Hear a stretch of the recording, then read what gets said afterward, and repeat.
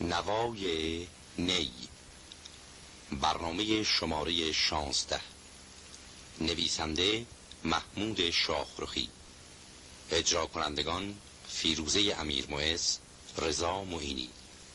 این برنامه با همکاری محمد موسوی و رفعتی تنظیم شده. صدا برداران رضا ملکوتی، علیرضا فهیم دشبان. تهیه کننده برنامه مهدی سدیفی.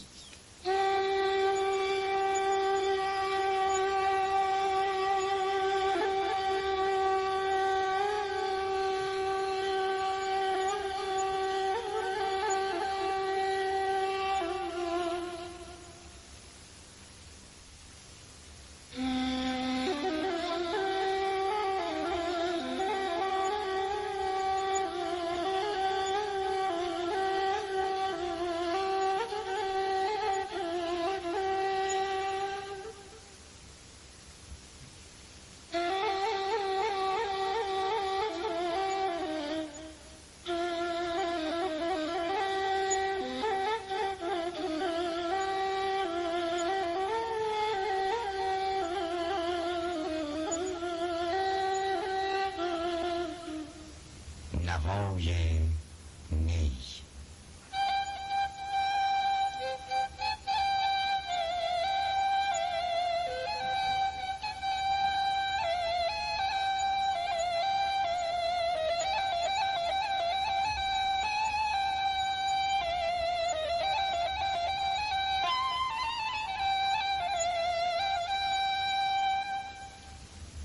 بشنو از نی چون حکایت می کند و از جدایی ها شکایت می کند، کز نیستان تا مرا ببریده اند، از نفیرم مرد و زن نالیده اند.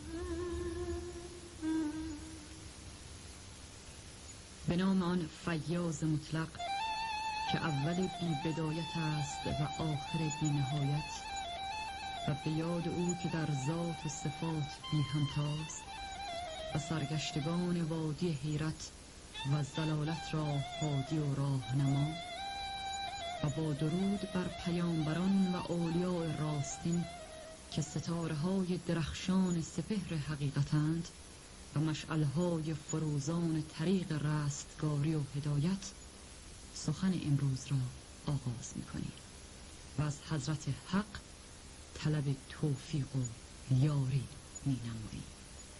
ای خدا، جان را تو بنما آن مقام کاندر آن بی حرف می‌روید کلام. از آن زمان که پروردگار متعال آدمی را بر پهنه خاک بیافرید، به مقتضای مشیت ازلی او را به خویشتن وا نگذاشت تا همچون دیگر جانوران تابع غرایز خود باشد، بلکه انسان را از راه لطف و تفضل به نعمت و موهبت رهبری بنواخت و به وجود حجت و ولی سرافراز و گرامی داشت، چنانکه کلام مجید بدین معنا ناطق است که در هر دوری از ادوار آدمی را راهنما و رهبری مقرر بوده است. پس به هر دوری ولی قائم است، آزمایش تا قیامت دائم است. و این از آن روست که رب الارباب را از آفرینش این طرف موجود مراد و مقصدی دیگر بود که هم از نخست او را از جمله ممکنات ممتاز ساخت و به تشریف کرمنا مکرم داشت و بر فرشتگان ملأ اعلی عرضه کرد تا در پیشگاه قدر و منزلتش سجود کند، چرا که مشیت چنین مقرر نموده بود که این لطیفه خلقت در روی زمین خلیفه و جانشین خدا باشد و مرآت و مجلای جمال و کمال او. آدم خاکی ز حق آموخت علم، تا به هفتم آسمان افروخت علم. نام و ناموس ملک را در شکست، کوری آن کس که با حق در ببست.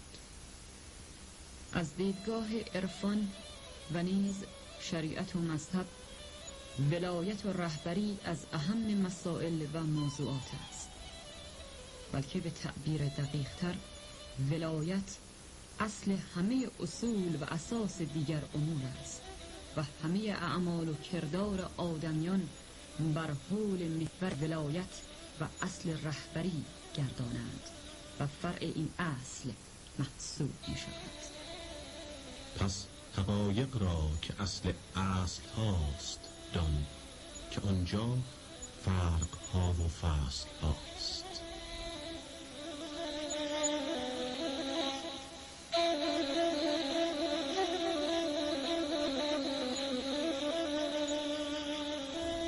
مولانا که پرورده مکتب وحی و تربیت یافته شریعت قدیم محمدی است، اصل ولایت و رهبری را از مبرمترین و ضروریترین نیازهای آدمی دانسته و بر آن تأکید فراوان دارد و شرح این احتیاج را در مواضع مختلف مثنوی معنوی مطرح ساخته و شورانگیزترین سخنان را بر صحیفه جاویدان مثنوی رقم زده است. پیر را بگزین که بی پیر این سفر، هست بس پر آفت و خوف و خطر. هر که او بی مرشدی در راه شد، روز غولان گمره و در چاه شد.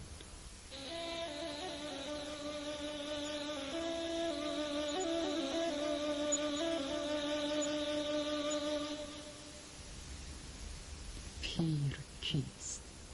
همان خلیفه خدا در روی زمین و جانشین حقیقی و بالاستحقاق پیامبر و ائمه خدا، که در مهالک و وادی‌های پرخوف و خطر دست آنش در ماندگان و افتادگان را دستگیر است.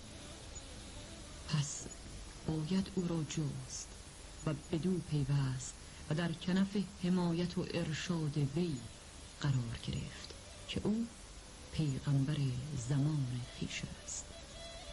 مگسل از پیغمبر ایام خویش، تکیه کم کن بر فنا بر کام خویش. گرچه شیری چون روی ره بی دلیل، همچو روبه زلالی و ذلیل. این مپر الا که با پرهای شیخ، تا ببینی آن لشکرهای شیخ. یک زمانی موج لطفش بال توست، آتش قهرش دمی حمال توست. مگسل از پیغمبر ایام خویش،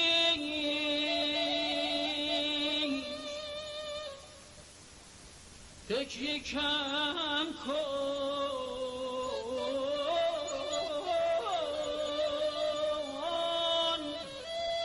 بر فنا بر کام خویش.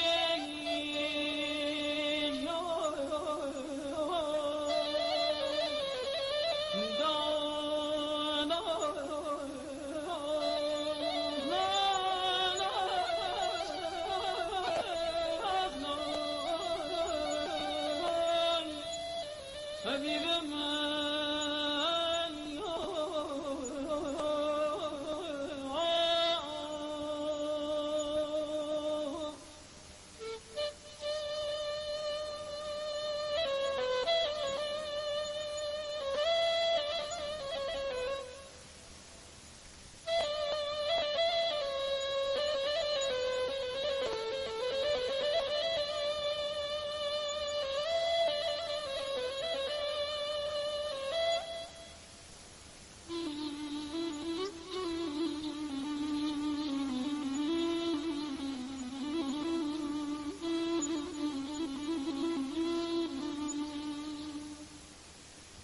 گرچه شیری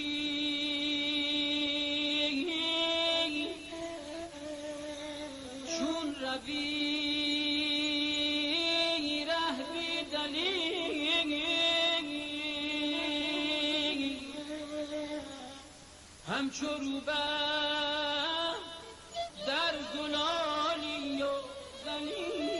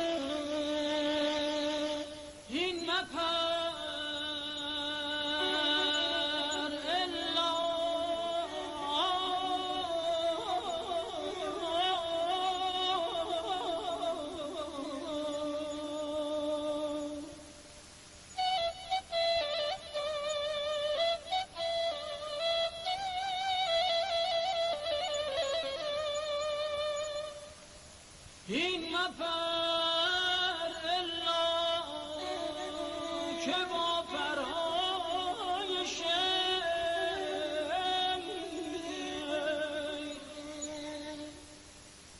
تا ببینی اون لشکرهای شیر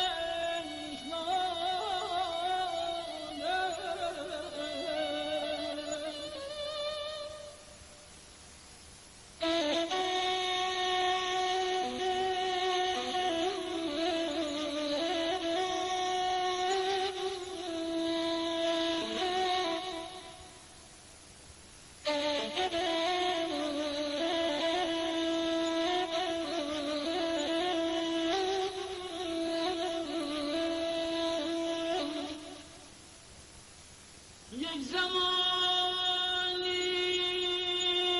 موج لطفش بال توست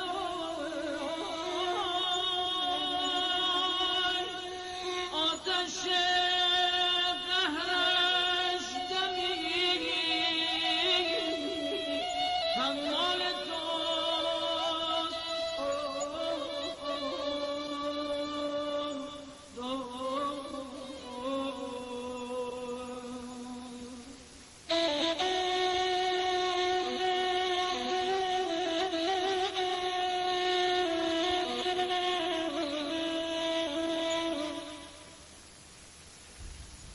مولانا ضمن که بر وجوب و لزوم گزینش رهبر و ولی تأکید فراوان دارد و آن را از ضروری ترین مسائل می داند و زمره سالکان و جمله رهروان را به انتخاب رهبر ملزم و مکلف می شناسد، مبعث به همگان انذار می کند و هشدار می دهد که سخت به هوش باشند که شیادان رهزن و شوخ چشمان بی آزرم فرومایه بسیارند که خود را به صورت و شیوه اولیا می آرایند و بر سر راه ساده دلان دام نیرنگ و تزویر می نهند تا آنان را شکار خویش سازند. پس باید کاملا به هوش بود تا در شبکه حیله و دام تزویر این آدم صورتان ابلیس سیرت قرار نگرفت. حرف درویشان بدزدد مرد دون تا بخواند بر سلیمی زان فسون. کار مردان روشنی و گرمی است، کار دونان حیله و بیشرمی است.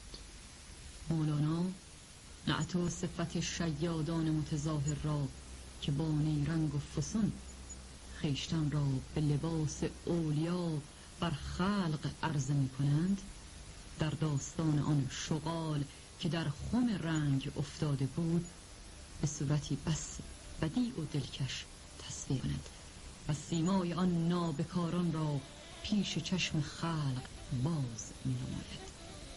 به شرح داستان گوش فرا می‌داریم.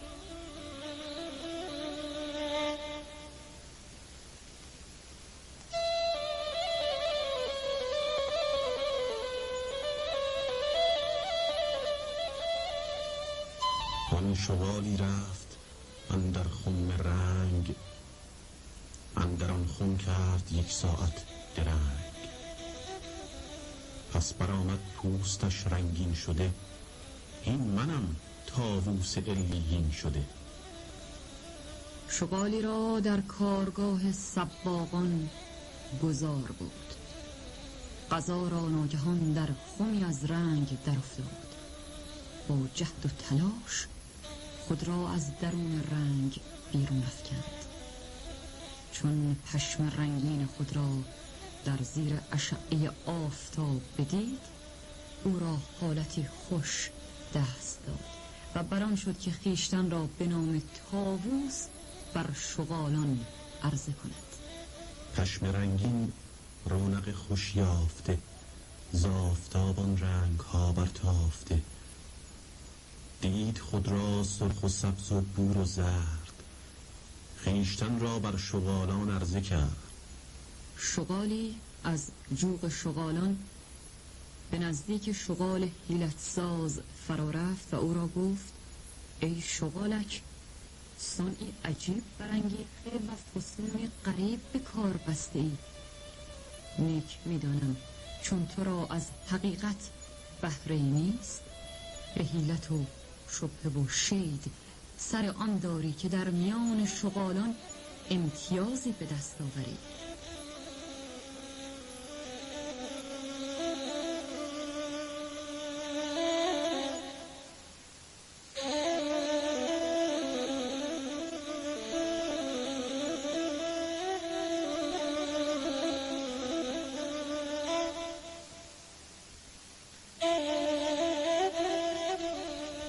پس بجوشیدی ندیدی گرمی، پس به شید آورده ای بی شرمی.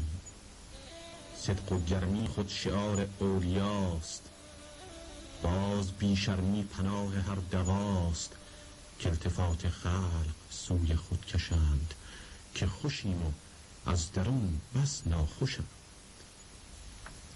شغال مدعی و افسونگر که طنز و تعریض آن شغال آگاه و معترض را بشنید، سر فرا گوش وی آورد و گفت: بی سبب به شناعت پرداخته ای و بی جهت در حقانیت من تردید روا می‌داری.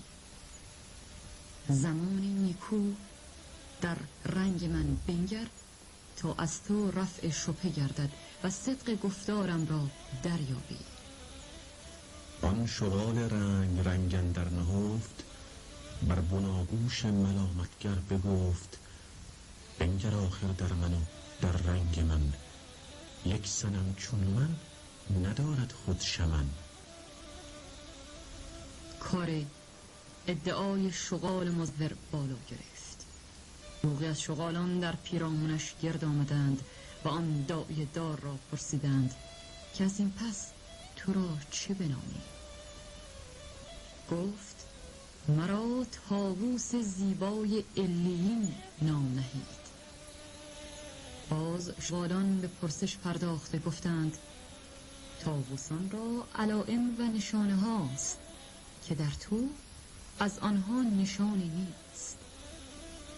شغال نیرنگ باز در پاسخ درمانده گشت و پیش همگنان کارش به رسوایی کشید.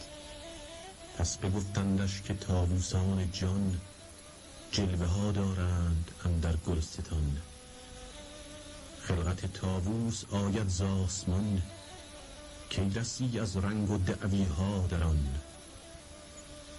آنگاه مولانا صورت حال مدعیان حالات و مقامات را که فاقد اصالت و صلاحیتند باز می نماید و نتیجه می گیرد که ریشه این همه انحراف ها هوای نفس و حب مال و جاه است که بر روح و اندیشه آدمی چیره و غالب می آید و نفس با آدمی همان می کند که با فرعون طاغی کرد و او از سر جهل و غرور خود را خدا پنداشت. کار پاکان را قیاس از خود مگیر، گرچه باشد در نوشتن شیر. جمله عالم زین سبب گمراه شد، کم کسی ز ابدال حق آگاه شد. همسری با انبیا برداشتند، اولیا را همچو خود پنداشتند. این ندانستند ایشان از عما، هست فرقی در میان بی منتها. کار پاکان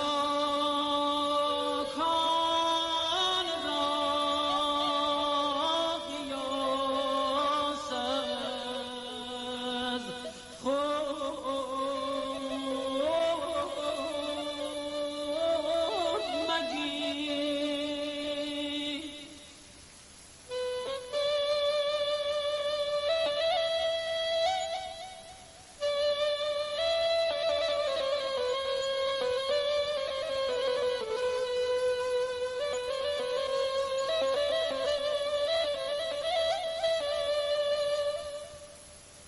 گرچه باشد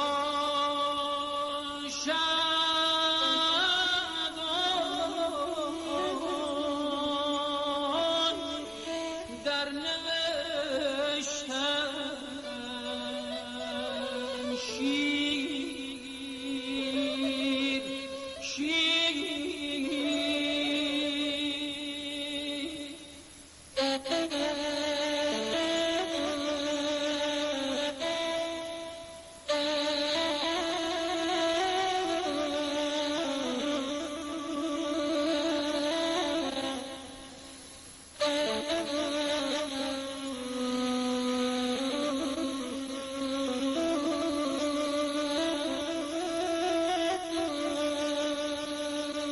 جمله عالم زین سبب گمراه شد،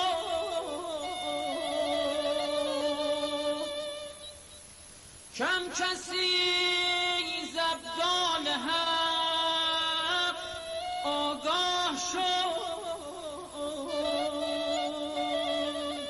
همسری با انبیا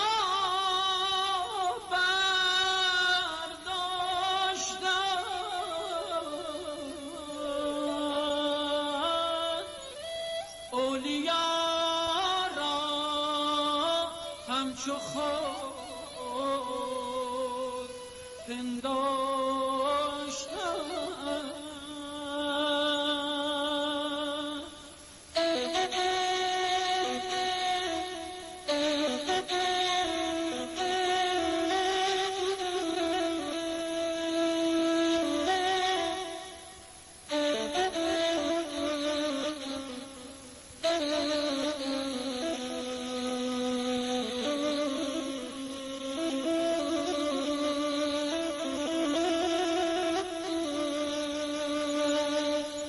این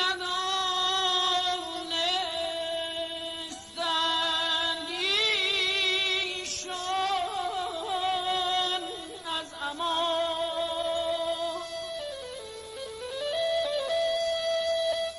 این ندانستند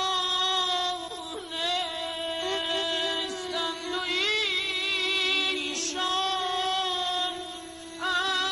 از عما. هست فرقی در میان بی منتها.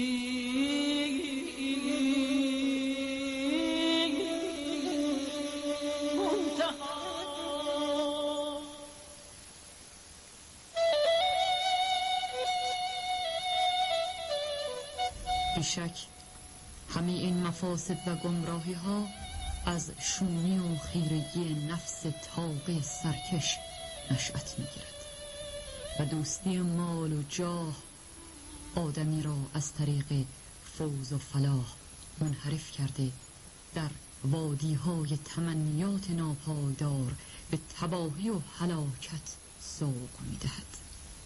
مال مار آمد که در وی زهر هاست، وان قبول و سجده خلق اژدهاست.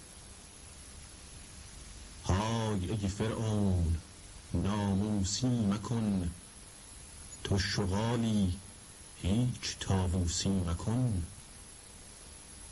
سوی طاووسان اگر پیدا شوی، عاجزی از جلوه و رسوا شوی. ای سگ گرگین زشت از حرص و جوش، پوستین شیر را بر خود مپوش.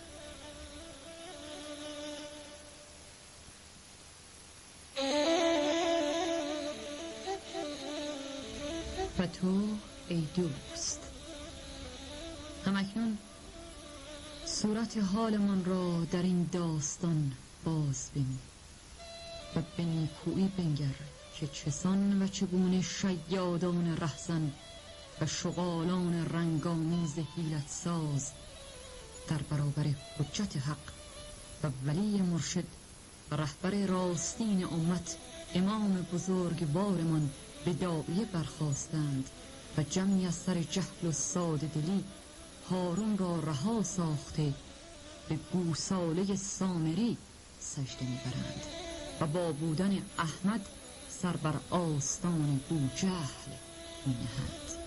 بانگ زد گوساله ای از جادویی، سجده کردی که خدای من تویی.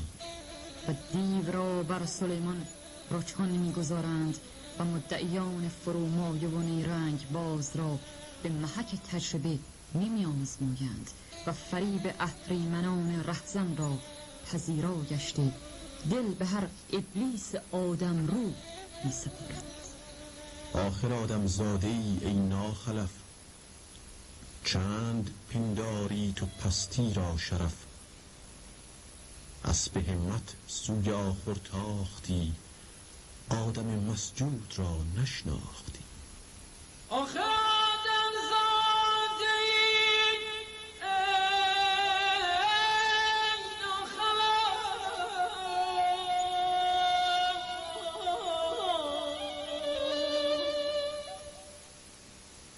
چند پنداری تو پستی را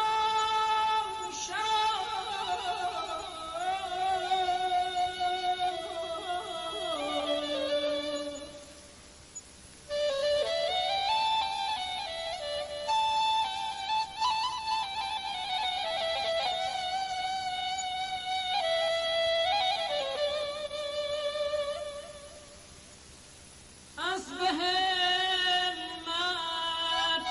سوی آخر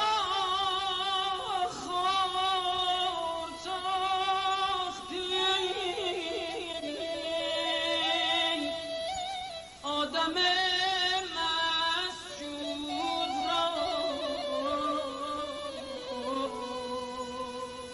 نشناختی. آدم مسجود را نشناختی.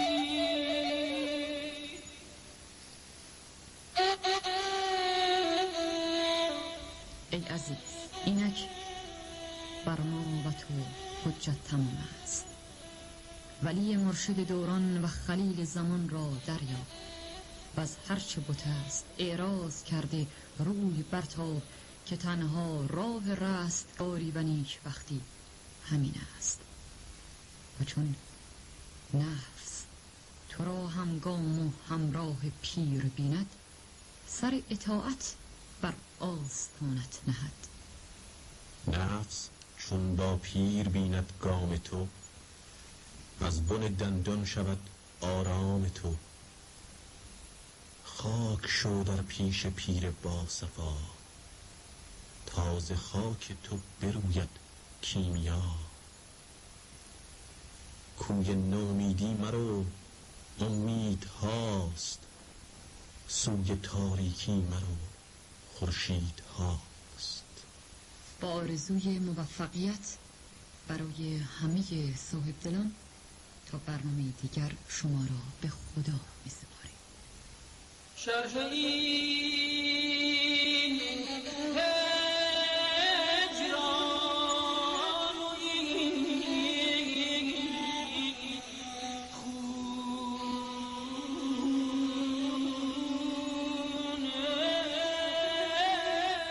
جگر.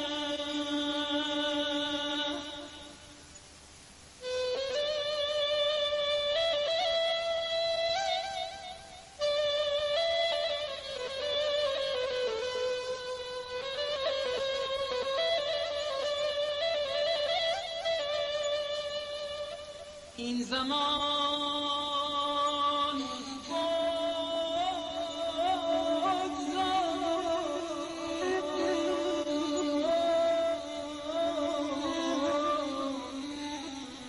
تا وقت دیگر